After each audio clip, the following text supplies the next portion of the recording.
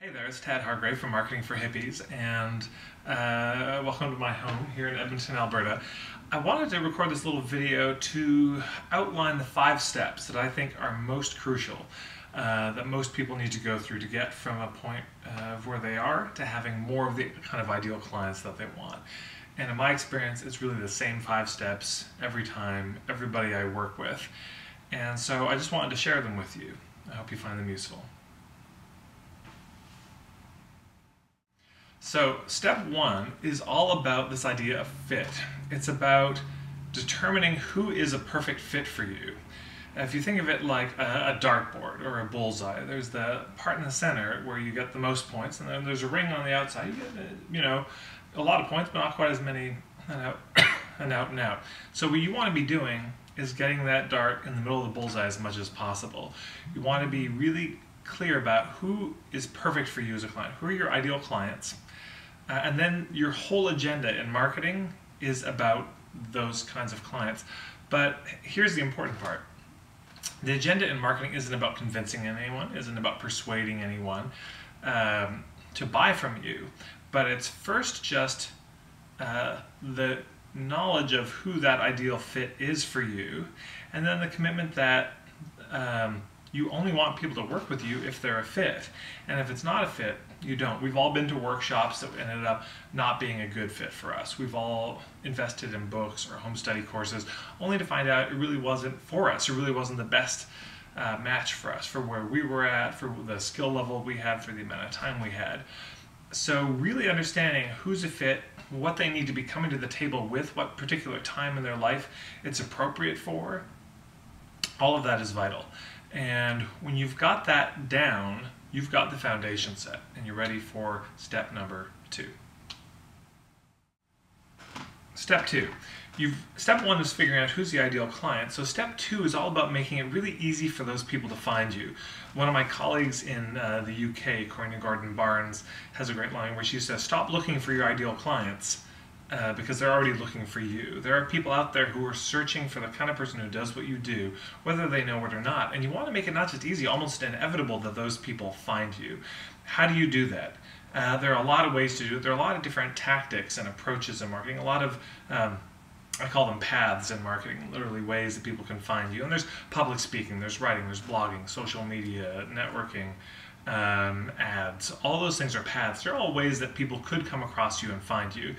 But the one secret that if you get nothing else from anything I teach, but you start applying this, it makes everything so much easier, is this idea of hubs. And that's asking yourself the question, where do they already spend their time, their money, their attention? Where can you find them? Where are they already hanging out? What are the events that they go to? What are the bulletin boards that they look at? What are the groups that they're a part of? Who are the people who are very well connected in those scenes and well respected by them? Because if you can go to those places, and connect with those people, because it almost always comes down to a person at the end. If you can connect with the person who's already connected with that group and get that person to endorse you, you go from having a marginal appeal to the people in those communities to having a really huge appeal. Consider the difference between, I just got my mail today.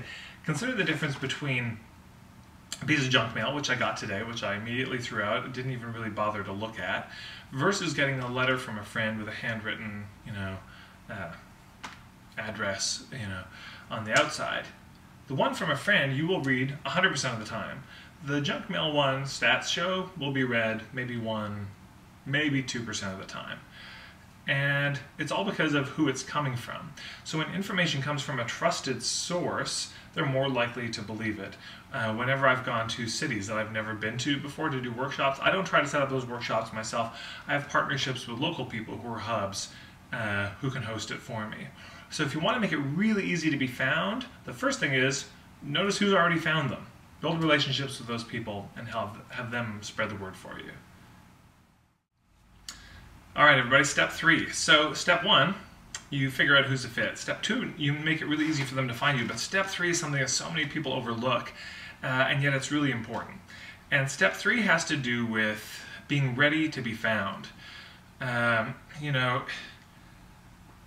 It's one thing to go out there and hustle and get found, but then people are going to go to your website. People are going to check you out. They're going to look at you on Facebook, on Twitter. They're going to sort of explore, and when they're exploring it, they're exploring from the standpoint of, is this really a fit? Is this relevant to me? Can I trust this person? Are they credible? Is this going to be a match? Can this really help me solve the problems that I want solving and getting the results I want getting? That's the main thing that's going to be going through people's minds. And so you want to make it as safe and as easy as possible for them to check you out at a distance to see if it's a fit. Because isn't that what you like to do? You know, if you go shopping online, we all love, you know, most of us love shopping. We love buying things. We love finding things that are useful for us. But nobody likes being sold to. And you know, you've probably had the experience where you might have even, you were gonna buy something, but then the person started pushing you and selling you in a way that was so kind of aggressive that it actually made you not want to buy it, even though you needed it. Sometimes just to spite the salesperson, we'll walk away. So the key here is being ready to be found is making sure it's really easy for them to get to know you, your story, your point of view, the bigger cause of why you do it, having them understand your own background, your history, your quirks, your strengths, your weaknesses, doing everything that's possible to help them understand, is it a fit? Because here's the thing, they're going to find out those things anyways. They're going to find out whether you're a fit maybe a month down the road, a year down the road, and wouldn't you rather they walk in knowing it's already a fit, and it really is, versus persuading or tricking them that you're a fit, only to have them discover a month or a year later and be upset by it. And this is what marketing can do so often, is trying to convince people that something is a fit instead of genuinely empowering the person buying to, you know, to figure out whether it's a fit or not.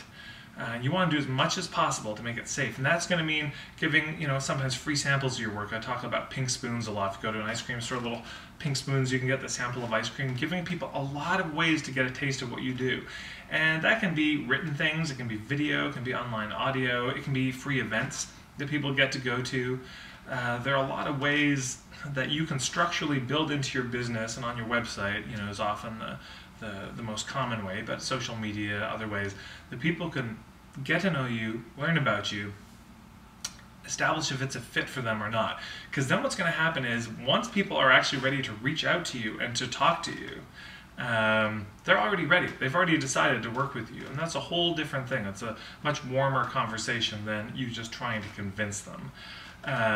It could be free consultations that you do, where you both kind of get a sense of if it's a fit on both sides. There are a lot of ways to do it, but you want to make sure that once they find you, you're ready to be found, because the worst thing is people will hustle. So I see this all the time. They'll hustle, they'll get their name out there, and then people show up to their website, and either they have no website or the website is terrible. There's no real way to get to know them.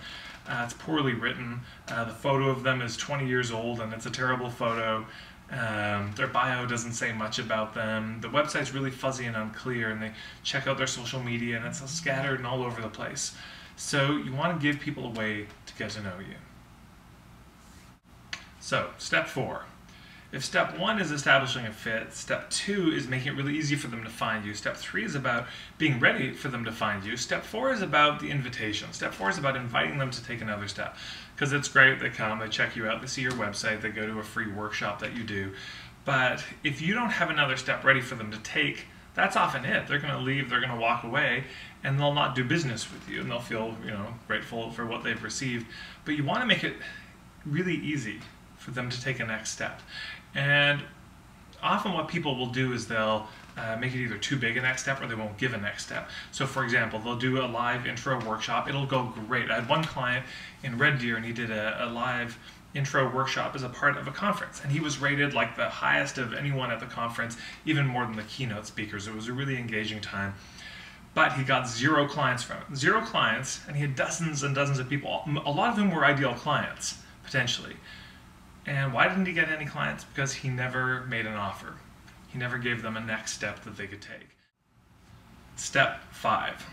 So at this point, you've gone through the first 4 steps. Step number 1, who's a fit. Step number 2, making it really easy for them to find you. Step number 3, being ready to be found and making it easier for them to get to know you. Step number 4, giving them a next step. Step number 5 is probably the most important step, realistically, in marketing. When you look at the stats in marketing, word of mouth marketing is hands down the most effective. 50% of the reason people make any decision has to do with word of mouth recommendations from a friend. At least a quarter of our conversations have to do with products and services. So word of mouth really is the dominant thing, but why do people rave about some businesses? It's because of the experience that they had working with that business. So step number 5 is all about taking excellent care of your clients, especially your ideal clients, especially the clients who you want more clients like them, taking such good care of them. And there's a few things happening in terms of taking care of them. Number 1 is the experience, just emotionally, the experience of being involved with you. Does it feel good? Do they feel heard? Do they feel listened to and acknowledged? But number 2, really importantly, what's the result they came to you for? Because if they came to you to get over their tummy ache, and they just feel a real empathy with you and they really like you as a person, but their tummy ache never goes away, it's not going to be great word of mouth.